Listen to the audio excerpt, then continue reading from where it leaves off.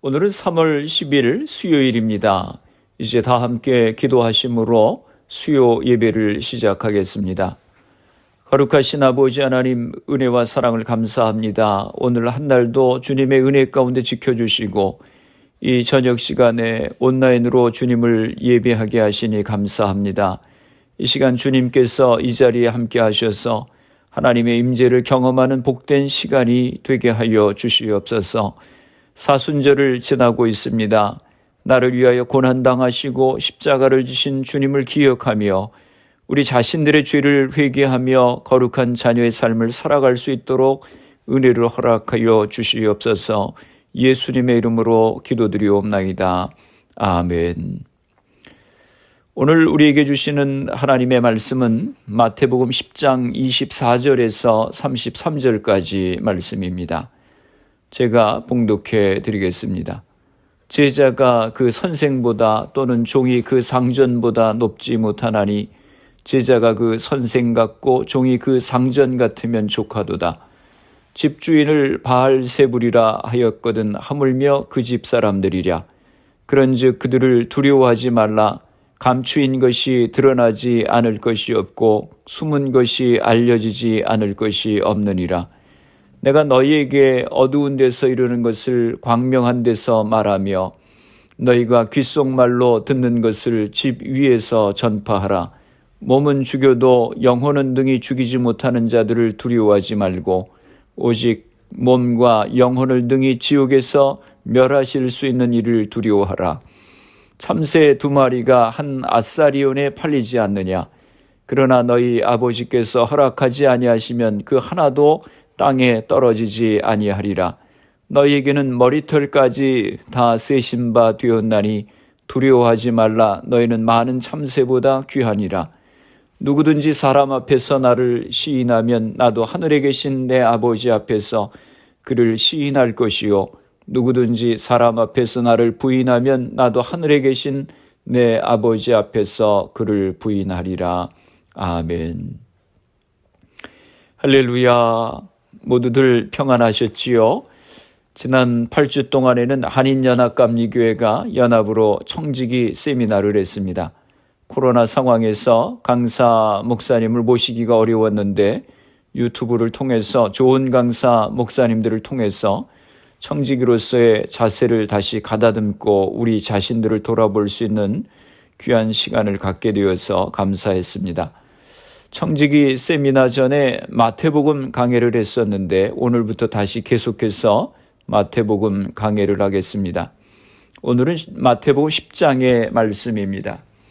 1절에서 15절까지의 말씀에 보면 예수님께서 12 제자를 부르시고 세상에 파송하신 이야기가 나옵니다. 예수님의 사역은 제자 삼는 사역이셨습니다. 세상을 복음화시키기 위한 예수님의 방법은 제자 삼는 사역을 통해서 온 세상에 복음을 전하시는 것이었습니다. 예수님은 공생의 70% 시간을 제자를 삼는 데 사용하셨습니다. 12 제자에게 말씀을 가르치시고 그들과 함께 사셨습니다. 물론 대중사역도 하셨습니다. 수천 명의 무리들에게 말씀을 전하시고 병자를 고쳐주셨습니다. 그러나 예수님의 주된 사역은 제자 삼는 사역이셨습니다. 예수님은 12 제자를 부르시고 훈련하시고 세상에 파송하셨는데 제자들을 파송하실 때 그냥 파송하신 것이 아니라 능력을 줘서 파송하셨습니다. 1절에 이렇게 말씀합니다. 예수께서 그의 12 제자를 부르사 더러운 귀신을 쫓아내며 모든 병과 모든 약한 것을 고치는 권능을 주시니라. 제자들이 사명을 감당할 수 있도록 권능을 주셨다고 했습니다. 그런데 이 권능은 믿음으로 행할 때 능력이 있습니다. 그런데 제자들은 주님이 주신 권능을 믿음으로 행하지 못했던 것 같습니다. 마태복음 17장에 보면 어느 귀신 들려 간질병을 앓고 있던 아들을 둔 사람이 예수님 앞에 와서 엎드려 자기 아들을 고쳐달라고 간청합니다. 그러면서 예수님의 제자들이 자기 아들에게서 귀신을 쫓아내지 못했다고 얘기합니다.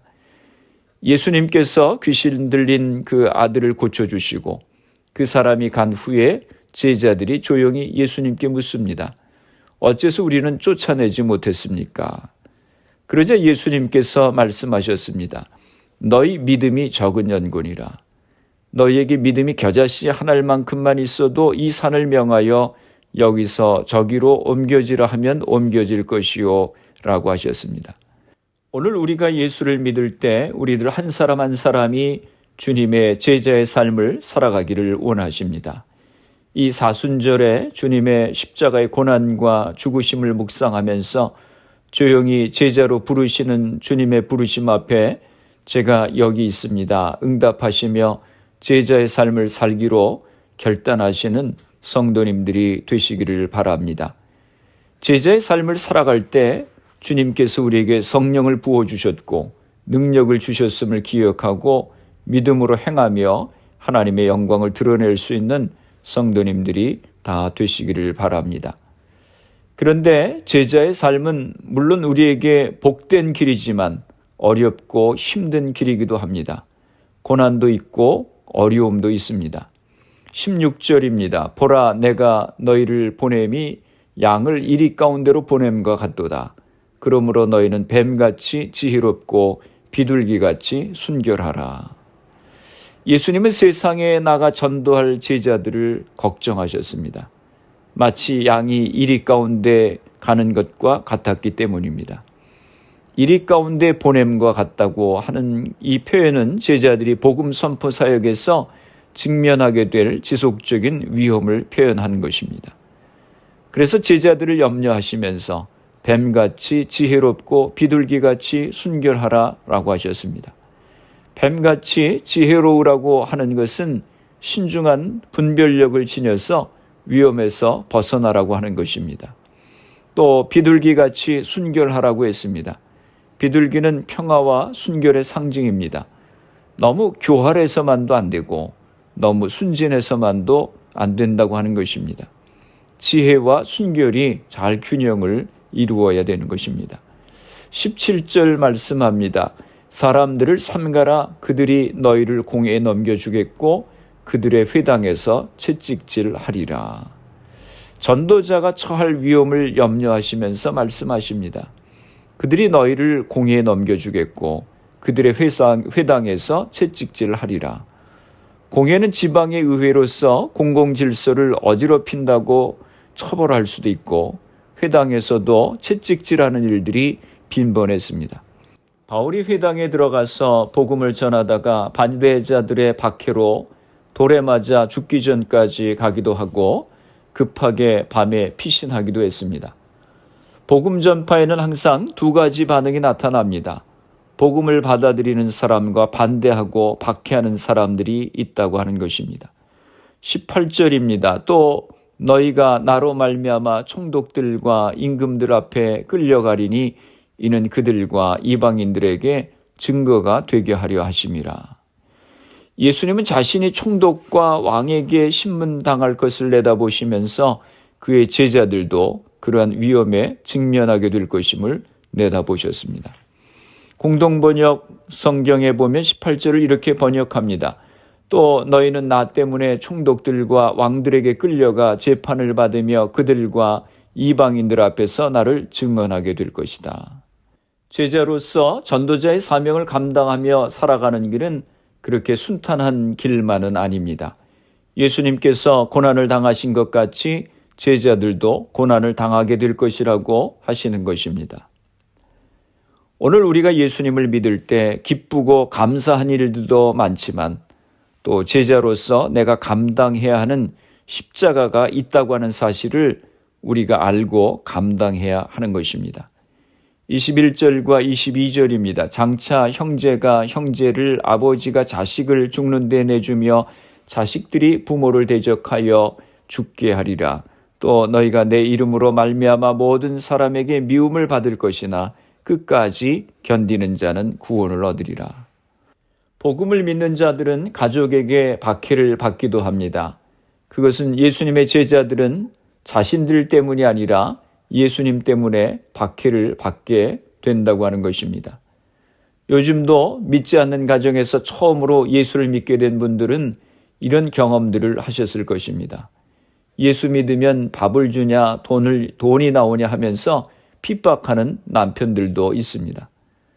그래서 예배 드리는 것도 눈치가 보여서 간신히 교회 다니시던 분들도 계실 것입니다. 그러나 고난 때문에 포기하지 말고 끝까지 견디고 믿음을 지키는 자는 하나님의 나라에서 영원한 구원을 얻을 것이라고 말씀했습니다. 24절과 25절입니다. 제자가 그 선생보다 또는 종이 그 상전보다 높지 못하나니 제자가 그 선생 같고 종이 그 상전 같으면 조카도다. 집주인을 바알세불이라 하였거든 하물며 그 집 사람들이랴. 예수님께서 귀신의 왕인 바알세불이라고 조롱을 받았다면 그 집에 거하는 종들인 제자들도 당할 수모와 핍박이 얼마나 크겠느냐 하는 것입니다. 우리가 말씀대로 살고 복음을 증거하며 살 때 상급도 있지만 제자로서 감당해야 하는 고난도 있다고 하는 것입니다. 그런데 우리가 고난을 받을 때 두려워하지 말라라고 말씀합니다. 26절입니다. 그런즉 그들을 두려워하지 말라. 감추인 것이 드러나지 않을 것이 없고 숨은 것이 알려지지 않을 것이 없느니라. 그런즉 제자들은 핍박을 두려워하지 말 것은 숨은 것이 드러날 것이기 때문이라고 말씀합니다. 감추인 것이 드러나고 숨은 것이 알려진다고 하는 것은 하나님께서 모든 것을 알고 계시고 그들이 당한 모든 고난 또한 올바른 평가를 받게 될 것이기 때문에 핍박을 두려워하지 말라고 하시는 것입니다. 최후의 심판이 있기 때문입니다. 27절입니다. 내가 너희에게 어두운 데서 이르는 것을 광명한 데서 말하며 너희가 귓속말로 듣는 것을 집 위에서 전파하라. 이것은 주님께서 제자들에게 개인적으로 말한 것을 공개적으로 말하라고 하는 뜻입니다. 귓속으로 들었던 것을 이제는 집 위에서 모든 사람들이 듣도록 적극적으로 복음을 증거하라고 하는 것입니다.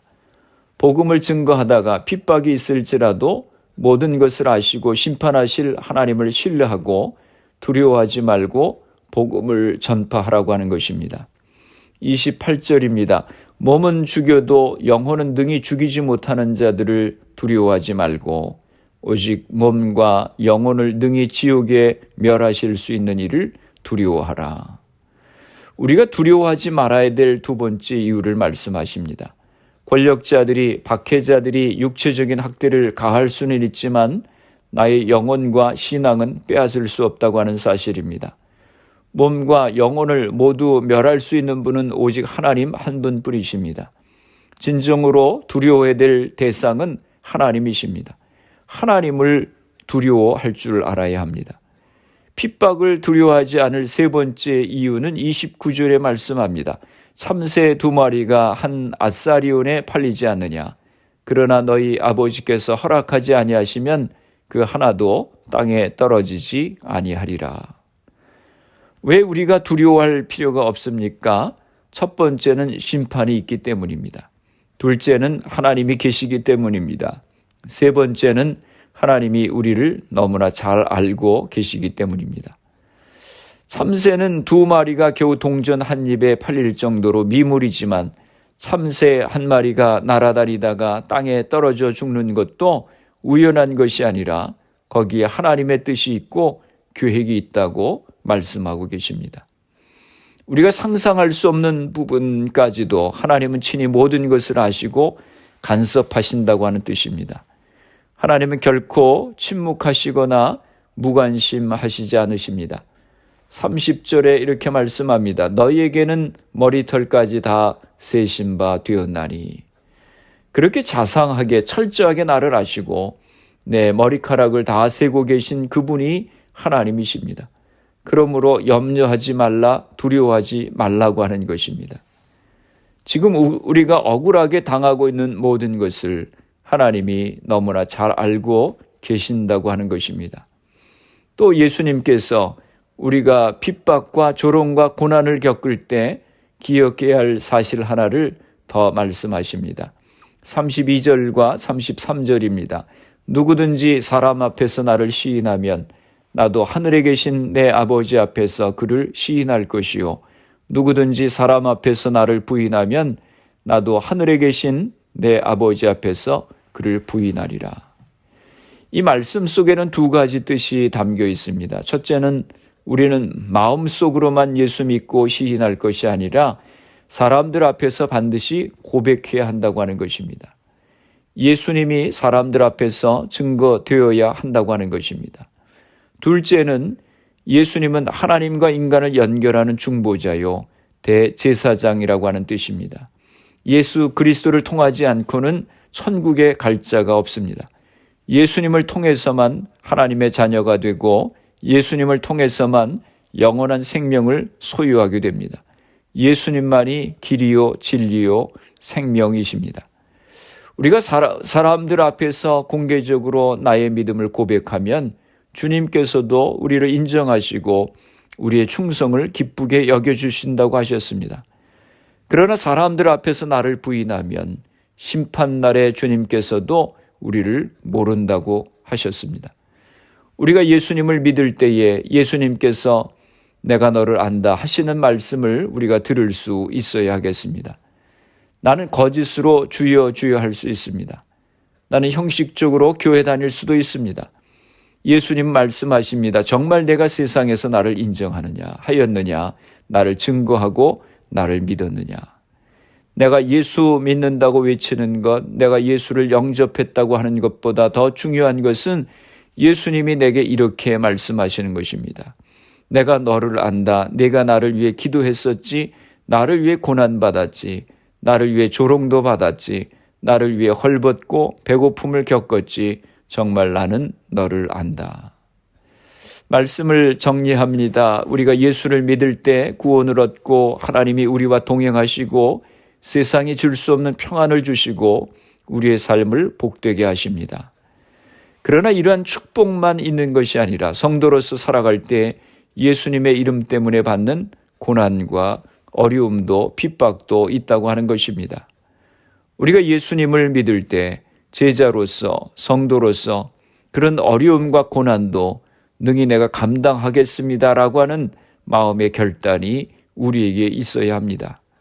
우리가 주님을 위하여 고난을 당할 때 주님께서 그 모든 것을 아시고 우리와 함께 하시고 모든 악한 자들에 대해서 하나님이 심판하시겠다고 하셨습니다.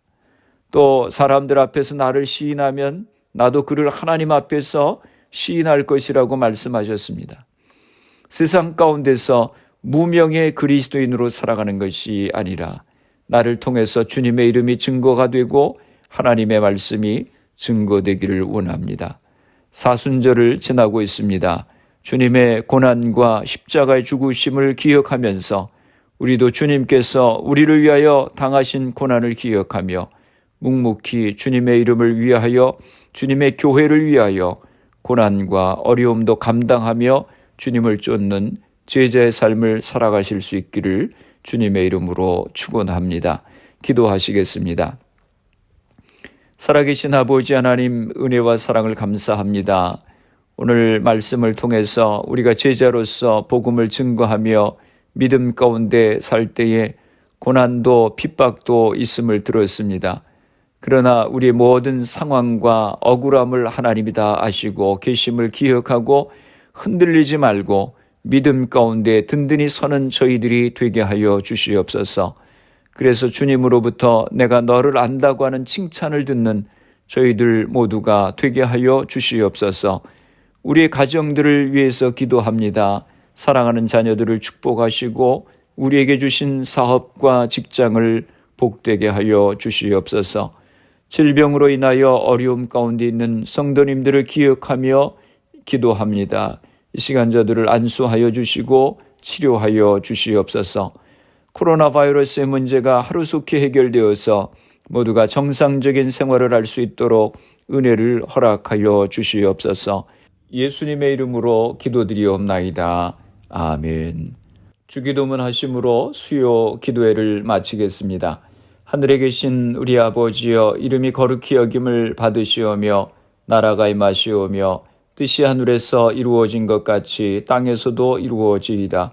오늘 우리에게 일용할 양식을 주시옵고 우리가 우리에게 죄 지은 자를 사하여 준 것 같이 우리 죄를 사하여 주시옵고 우리를 시험에 들게 하지 마시옵고 다만 악에서 구하시옵소서. 나라와 권세와 영광이 아버지께 영원히 있사옵나이다. 아멘. 수요 예배를 마쳤습니다. 오늘 밤도 주 안에서 평안한 밤 되시기를 바랍니다. 예배 후 개인적으로 10분 이상씩 기도하시기 바랍니다. 성도로서 복음을 전하며 믿음 가운데 살아갈 때 고난도 능히 감당할 수 있는 우리가 될 수 있도록, 또 주님으로부터 내가 너를 안다 칭찬 듣는 우리가 될 수 있도록 기도하시고, 가정과 자녀들, 직장과 사업을 위해서 질병으로 고생하시는 여러 성도님들의 회복을 위해 기도해 주시고, 또 교회를 위해서 기도해 주시고, 미국과 대한민국 조국을 위해서 기도해 주시고, 그리고 코로나 바이러스를 위해서 애쓰는 의료진들, 봉사자들, 위정자들 위해서 기도해 주시고, 코로나 백신 접종이 순조롭게 잘 진행되어서 코로나가 속히 퇴치될 수 있도록 기도해 주시기 바랍니다.